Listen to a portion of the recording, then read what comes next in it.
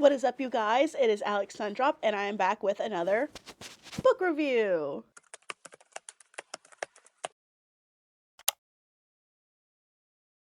Ha! Look at that. It is 11/11, Make-A-Wish, and it is currently January 9th.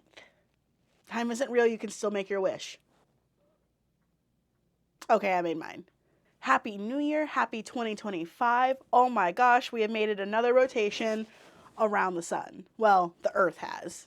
But I am so excited to be back into the book reviews with you guys. I know I kind of ended 2024 on, I think I did a reading vlog and a book ranking video. And I just uploaded my new bookshelf video. So we have a few different kinds of videos, and now we're going back into, I don't want to say this is my only content because I have big ideas, not big. I have ideas that I want for this page that's not just book content, but right now that's just the content that I prefer doing because I have been reading a ton of books. So here we are, and now we're going to jump into the book review. And if I sound sick, it is because I very much am still in fact sick. But that's okay. We are doing the things, we're doing the videos, and it's gonna be fun. So if you did, or if you didn't, see my December reading vlog. I read 3 books in December. I read a few more, but those were on my Kindle, and I don't think I've reviewed any books from my Kindle yet. The 3 books were Icebreakers, A Court of Mist and Fury, and Astrid Parker Doesn't Fail. And in today's video, we're going to be going over Astrid Parker Doesn't Fail.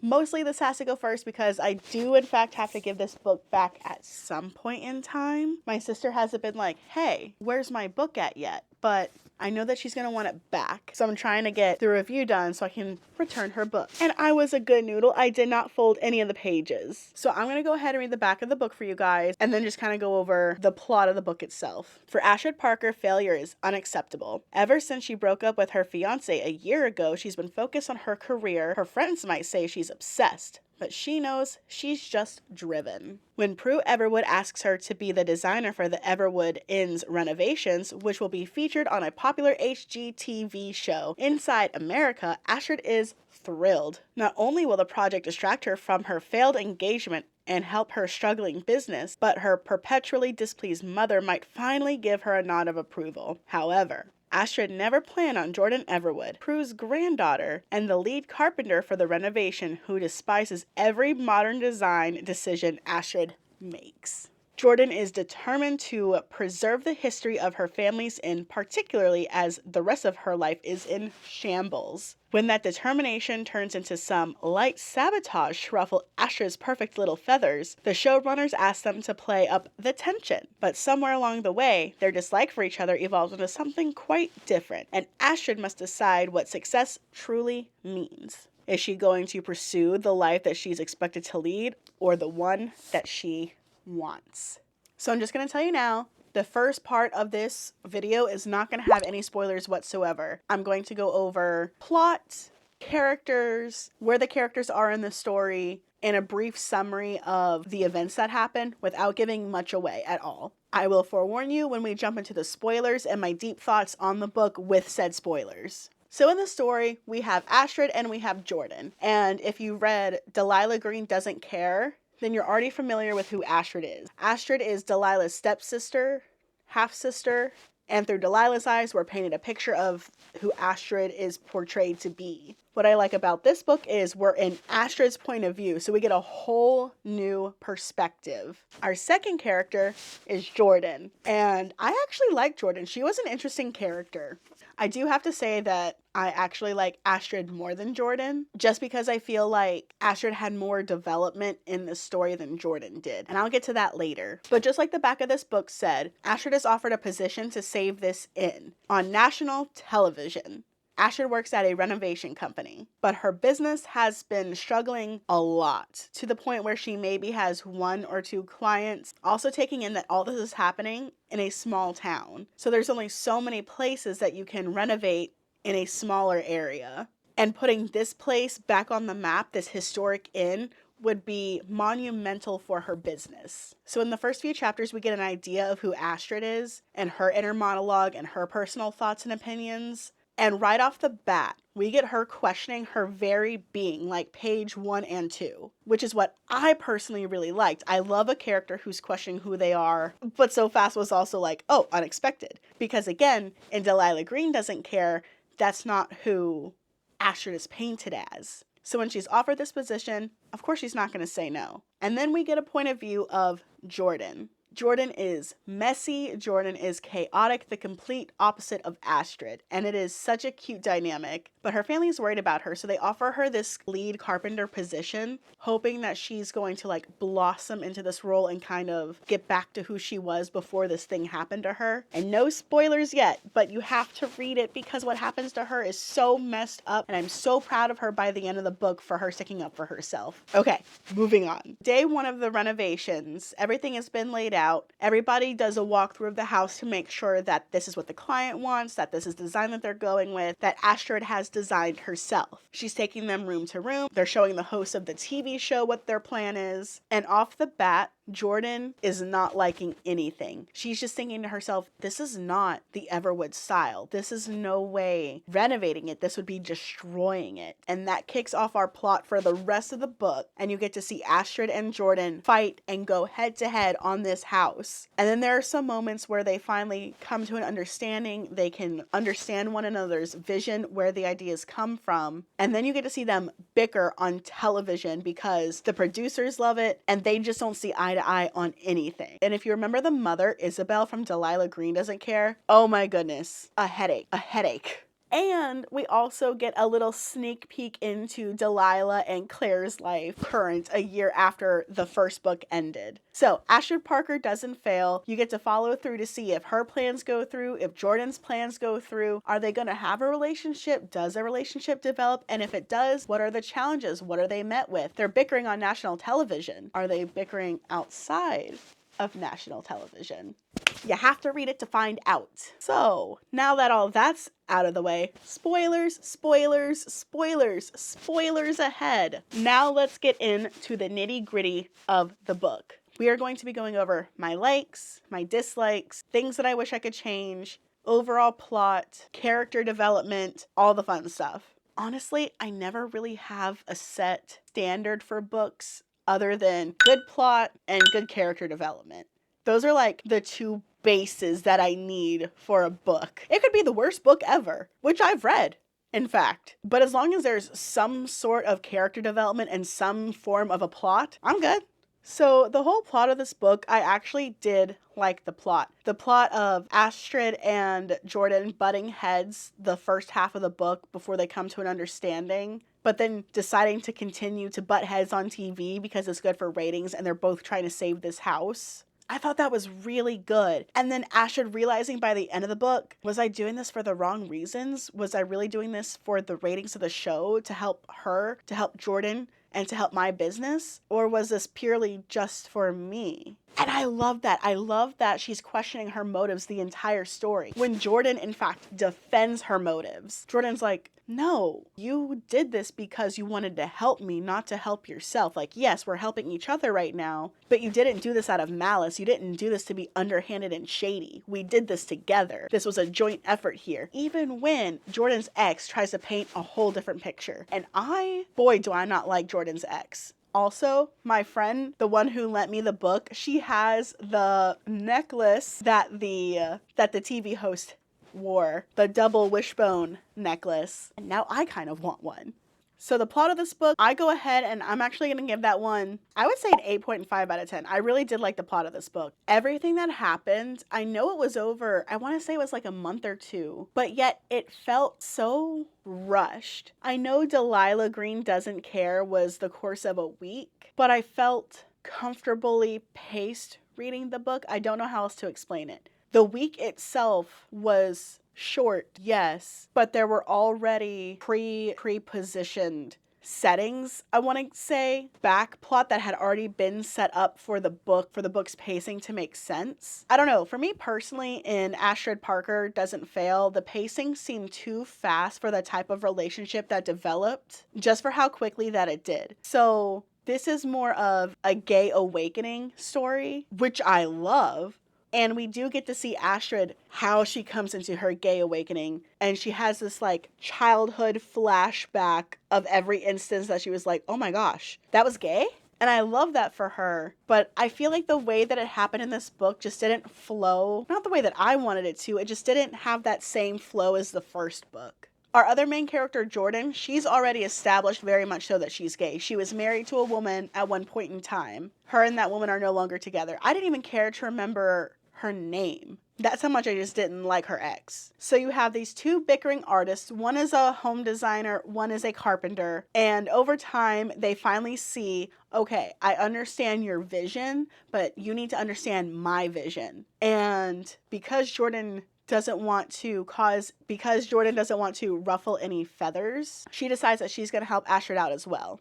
At first, Jordan is super sneaky, and she sneakily designs an entire room on her own, paints it, builds it, sets it all up, and surprise, when Astrid sees it, she's totally in freak out mode, not understanding why Jordan would do this, why try to undermine her. But the grandmother loves it. It's the complete opposite of Astrid's design. Even the TV host is like, wow, this is passionate. This means something. And the whole time, Astrid is sitting there questioning, my design has no passion. How does this have so much passion? And that is how their partnership blossoms. That is how they decide to work together, because Astrid is like, how did you do that? I need to know. It was different, not completely my style, but it was gorgeous. And that's what Astrid is looking for in her own work. That is what the grandmother was looking for in the work. Well, over time of acting like they can't stand each other anymore on television and then helping each other out after hours, they build a developing relationship. And then you have Astrid questioning herself, is she straight? Is she gay? Is she trying to label herself? Not label herself? And there are these beautiful moments of flirt between the two of them. And then Jordan has these moments of, I don't want to be rude and ask her if she's gay or straight or not, but I feel like she might like me. And Astrid's like, I feel like I might like her, but I don't know. Is this what this is? Because in the first book, when her stepsister was trying to break off Astrid's wedding, she had convinced herself that she was completely in love with this man who treated her like shit. So now she's been spending time with this lady who is so headstrong, and yes, they butt heads, but she's so genuine, and she actually starts to develop these feelings of, I think this might be more than just a friendship for me.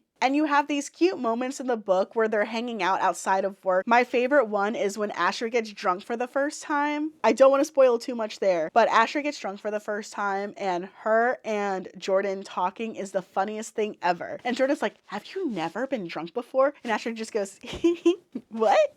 Best part of the whole book. Then through all of that, there's these moments where they're gonna kiss, they almost kiss, and then they don't. So much through the book that it really pissed me off when Jordan tried to tell Astrid, and I get it. I understand why. One, she was hurt in the past, especially with her ex. That's my other favorite commentary when they're at the movie. And Jordan's like, yeah, I was married to this woman. She had cancer, and she kind of trails off. And Astrid goes, oh my God, I'm so sorry. And Jordan's like, oh no, don't be. She's alive. The secondhand embarrassment that I got. I know that they're only characters in a book, but it was so, oh my God, it was awkward. But you're not together? Nope. Couldn't tell you why though. Like, life's greatest mystery. So after all of that, and after them having these moments of they're about to kiss, they might kiss, do they have feelings for one another? Jordan's like, I don't know if she's straight, so I don't know if I can have feelings for her or not, but I feel like she might be a little, not straight. And Astrid's going, I think I really head over heels for this woman. Jordan accuses Astrid of only using her to see if she's gay or not. And it's like, I understand because you were probably used before, even before your wife. But at the same time, you know that you had all of these moments together. It was very clear. It was not one-sided. And then you're just going to throw that at her because you're scared. And I get it. We need the tension. But that was a blow. I understand she didn't want to be Astrid's gay experiment. But it was very obvious, at least to me, that they were very much into each other. And it's not just Jordan was just into Astrid. Or that Astrid was just using her as some weird form of, I think I might be gay. But when you've been hurt, there's that, I don't know if I can trust this thing. And then on top of that, Jordan's trying to show her family that she's worth something and that she's not this broken-hearted loser who just freaks out on people. And Astrid's trying to prove to herself and her mother that she can save her failing business and that she's worth a damn. When in fact, they were both already worth something and they don't need others' approval to believe so. Also, I do have minor beef. Jordan has a twin brother and I have minor beef with him because remember how I said that I didn't like the ex? So there's an instance where the ex comes back into the picture and the twin brother allowed it, which in fact he said, if you want me to get her off the property, I will. But the fact that he let her in there in the first place at all, just and then for her to walk in on them having a moment. I'm so proud of Jordan for how she stuck up for herself against her ex in the end, because there was no point in time did I enjoy the ex. I understand why she said what she said about Astrid and her thought of the entire situation, but to think that low of your ex-wife and your so-claimed best friend, that did not sit right with me at all. So I don't know if she was meant to have a redemption at the end because we have an understanding of why she thought that was happening for the situation. I still did not like her. The reason that I feel like everything happened so fast was because these moments that they actually got to spend together were so far and few and in between, when in the first book it was like every instance that Delilah and Claire got, they were together. And the moments that Astrid and Jordan were together, it was like in the writing it was glossed over, mostly because nothing really happened. They were literally just working, so it was all glossed over. So we're not seeing that relationship really develop until these specific moments. And I think that was the problem for me. I needed more specific moments to really attach myself to this love story, and I think that's why it just didn't feel paced well for me. But this book's saving grace, the character development. One, Jordan's character development. Chef's kiss. I love who she became at the end. She became so more confident in herself, and Astrid is the one who helped build that up. I don't want to say it was all Astrid, but she definitely helped build up Jordan's confidence.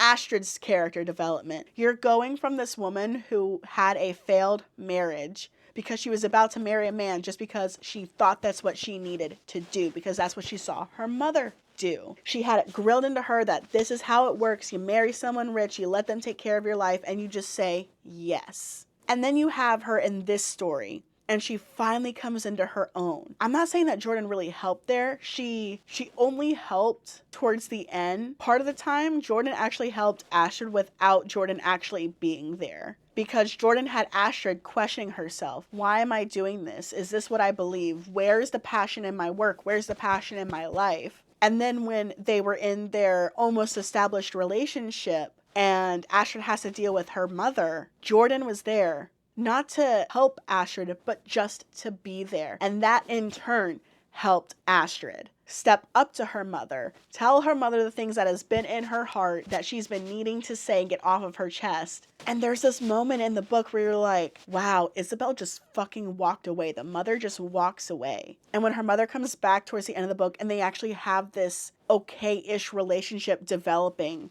and she's understanding who Astrid is as a person, and she doesn't want to lose her daughter, so she's willing to make these changes to understand, oh shit, maybe I have been hard on her, because Astrid was like, I'm so tired of trying to see if you love me or not. And Isabel's going, I do love you. What do you mean? I do love you. And so that had Isabel take a step back. And the developments, I loved it. On top of Ruby, Claire and Nick's daughter, she has minor character development. That tidbit was adorable, by the way. And the housewarming scene for Delilah and Claire was, yes. I was prepared for the spice in this book. I was not prepared for the spice in Delilah Green Doesn't Care, but I was prepared for the spice in Astrid Parker Doesn't Fail. I will say that the spice is not on the same level as Delilah and Claire, but the spice, I thought it was still pretty good, especially the spice that happened in the closet, Claire and Delilah's housewarming party, Astrid's house, again and again and again and again and again. That was very nice.